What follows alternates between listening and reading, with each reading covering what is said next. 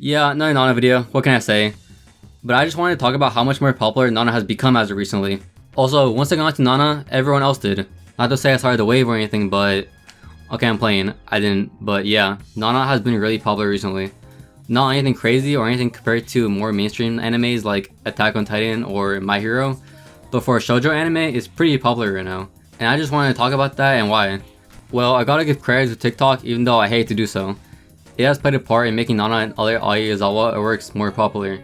Not completely sure if it's a trend or what, but it seems like the people that talk about Nana on other sites genuinely enjoy Nana and Aizawa works and aren't just trend hopping, which is nice. I think a big part is just the aesthetic Nana as well. It's really early 2000s and Y2K, which I know is really big right now. The fashion and look of it is also just timeless and really just attention grabbing.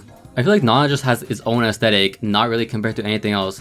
Yeah, it's like Y2K and 2000s, but I feel like it's just its own thing, if you know what I mean. There's not really much you can compare it to.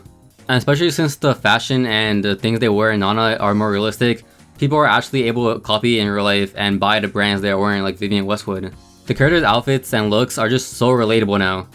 After watching the manga or anime or even just hearing about it or seeing a small clip on TikTok or something, I'm sure people have been influenced to dress like Nana and Hachi or others like Ren and Takumi. So that makes the manga and anime spread around more since people are talking about the look and the clothing of the anime. Not to mention the artwork of Aizawa that many people are trying to replicate and copy and sharing it around on Reddit, Tumblr, Twitter, or anything else, which I have loved to see because people are talented as hell somehow. My favorite ones are when they try to copy the artwork of the cookie covers, because those are my favorite artworks by far from Nana. They're just so nice and give off so much character. Again, they're just so aesthetically pleasing to look at as well. Going back to the fashion part, Vivienne Westwood earrings and necklaces, or really just anything Vivienne, have been really popular as of recently. Hell, even I have purchased some earrings.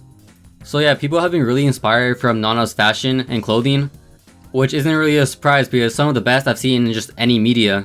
Like, usually when you're watching anime or reading a manga, it's really hard to copy the clothes. First of all, it's usually not a brand, and second of all, if you're reading like a shonen anime, their clothes look like this, so yeah, you're probably not really going to be copying it. But then when you look at characters like Shin, Nana, and Hachi, their outfits are just really stylish and cool, but they are also not anything you can't wear yourself and rock. So that makes it really relatable. Not only are the outfits really cool and relatable, but the characters themselves are relatable as well. And when I say relatable, I mean realistic. Nearly every character, no matter if you like their actions or not, have a reason or a purpose. You can just tell these characters actually feel like real humans and real people. Just the way they express their feelings and their actions with each other.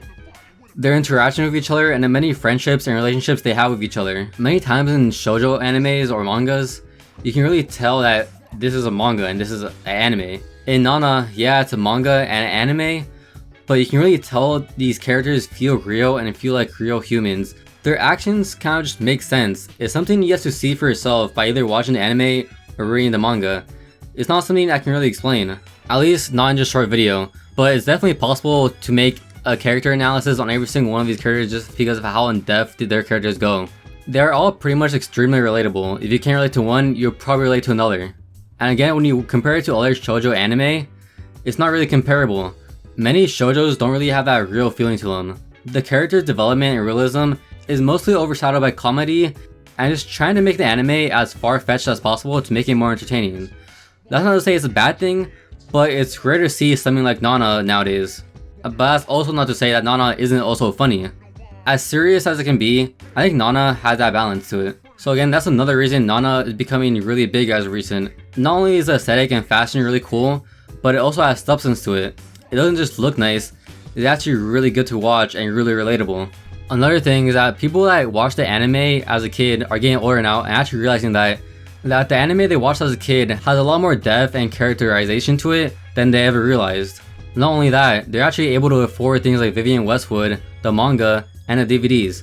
And recently the manga has been restocking at places like Amazon and Barnes & Noble. This all really just comes together to be a really big promo for Nana. And to top it off, the announcement of the Chinese drama version. So yeah, there's many reasons Nana has been coming back and making a resurgence. I mean, 2000 media in general has been making a resurgence, so it's not really a surprise when you mix it with the fact that Japanese manga and anime has been really popular in the past years. So if for some reason you haven't read or watched Nana, seriously, what are you doing?